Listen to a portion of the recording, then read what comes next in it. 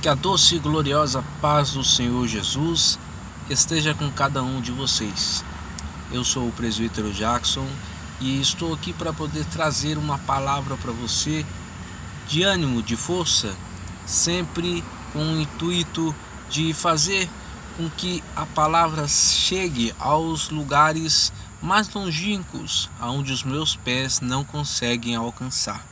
Mas, pelo mandado do Senhor, em Mateus, no capítulo 28, verso 19, portanto, ide e fazei discípulos, ensinando-os a guardar todos os mandamentos, batizando-as em nome do Pai, do Filho e do Espírito Santo.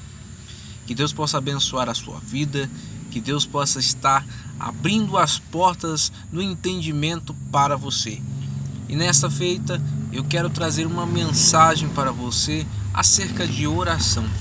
Vemos vários tipos de orações na Bíblia Sagrada.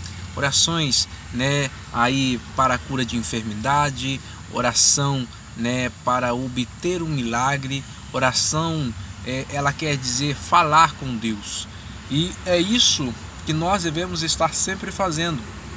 Esta era a vontade de Deus quando Ele ensina os seus discípulos a orar, o Pai Nosso, no livro de Mateus e no livro de Lucas, quando Ele ensina os seus discípulos a orar, quando um deles indaga Jesus, ensina-nos a orar assim como João ensinou aos seus discípulos, e o Senhor Jesus ensina.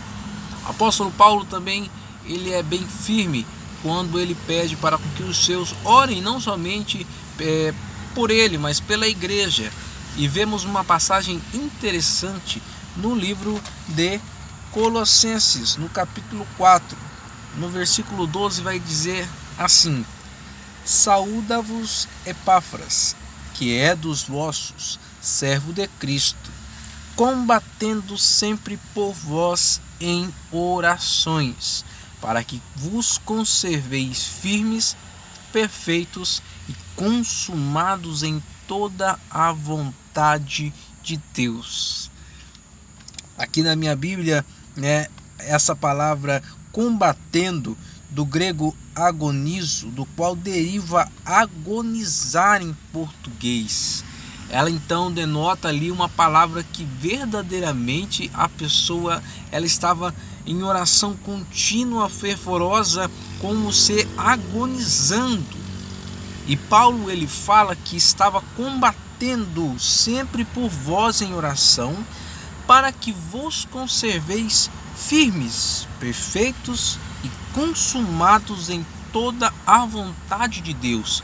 Então a oração de Epáfras era com que a igreja de Colosso continuasse firme no propósito que o apóstolo Paulo havia levado para eles, que era o propósito de salvação, levando e anunciando as boas novas do reino de Deus através do sacrifício vicário do Senhor Jesus Cristo naquela cruz, através da ressurreição do Senhor Jesus dos mortos, que foi a primícia, Então ele estava ali dizendo que Epáfras estava continuamente agonizando em oração.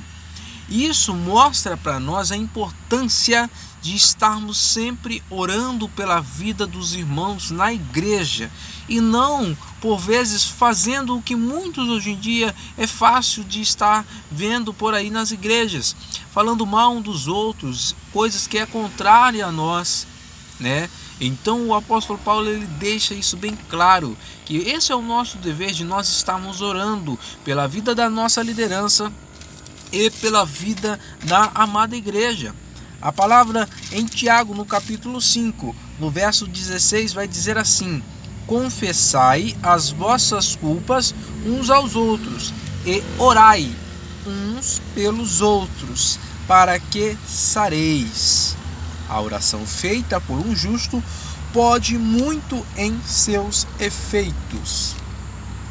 Então, claramente, a palavra do Senhor vai nos dizer mais uma vez a eficácia da nossa oração, a importância de nós estarmos em continuidade orando pela vida da igreja, aleluia, pela espiritualidade da igreja, para com que o Senhor venha nos guardar de todo o mal, para com que nós possamos estar continuamente, dia após dia, combatendo contra as milícias do mal, né?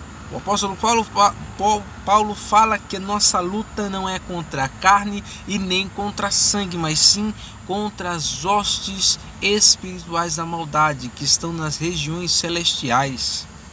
Esta é uma passagem que, se você voltar no livro de Daniel e ver, né, que a oração dele, né, chegava a Deus, e muitas das vezes o inimigo queria impedir com que Miguel, o anjo Miguel, viesse trazer a ele a bênção, a resposta do que ele estava buscando. Então a nossa guerra, ela é contra as hostes espirituais da maldade. Não é contra carne e sangue.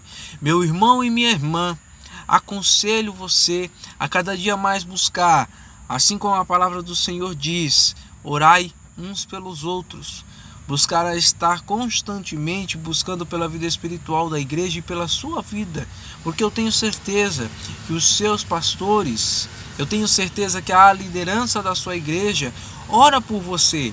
Ora para com que você não caia em tentação, ora para com que você não ceda diante das adversidades, ora para com que você não venha a desanimar, assim como aqueles 12 espias que foram enviados até a terra de Canaã, a mando de Moisés para espiar a terra. Voltaram os 12, só que somente 2 vieram com boas novas, com notícias agradáveis, verdadeiramente crendo no poder de Deus. Enquanto os 10 não acreditaram naquilo que Deus poderia fazer através do seu grande poder. Então creia somente que a oração feita por um justo, como diz o irmão Tiago, pode muito em seus efeitos. E em vez de falar mal, ore pela vida do teu irmão. Em vez de julgar, ore pela vida do teu irmão. Peça a Deus para que Ele tenha compaixão, tenha misericórdia, que assim como Ele teve de mim, Ele teve de você misericórdia, Deus possa usar de misericórdia para a vida daquelas pessoas que ainda estão no lamaçal do pecado. Este é o dever de todo cristão, buscar as ovelhas que ainda estão perdidas. E a palavra do Senhor fala que são muitas as pessoas. E olha mais a eficácia da oração. Versículo 17 vai dizer: Elias era homem sujeito às mesmas paixões que nós, e orando pediu que não chovesse, e por 3 anos e 6 meses não choveu sobre a terra. Poder de Deus, resultado de oração, busca, oração é o resultado. O falar com Deus, você obtém um resultado. A parábola, aleluia, no livro de Lucas, capítulo de número 18, glória a Deus, vai nos dizer exatamente sobre isso, da parábola do juiz iníquo. Aquele juiz estava com uma mulher quase todas as vezes lá buscando incessantemente que ele julgasse a sua causa. Faze-me justiça, versículo 3, contra o meu adversário, e por algum tempo não quis, mas depois disse consigo o juiz, dizendo: ainda que não tema Deus nem respeito os homens, todavia como esta viúva me molesta, hei de fazer justiça para que enfim não volte e não me importune muito. E disse o Senhor: ouve o que diz o injusto juiz. E Deus não fará justiça aos seus escolhidos, que clamam a Ele de dia e de noite, ainda que tardio para com eles? É uma pergunta que o Senhor Jesus faz. Digo-vos que depressa lhe fará justiça. E ele vai terminar dizendo: quando porém vier o Filho do Homem, porventura achará fé na terra? Então, meus amados irmãos, fica esta dica. A oração, ela obtém resultados. Uma oração sincera, uma oração em verdade, em retidão, onde você fala com Deus, onde você chora aos pés do Senhor e Ele com certeza fará justiça, porque a palavra diz: ainda que tardio para com eles, ou longânimo, em outras traduções.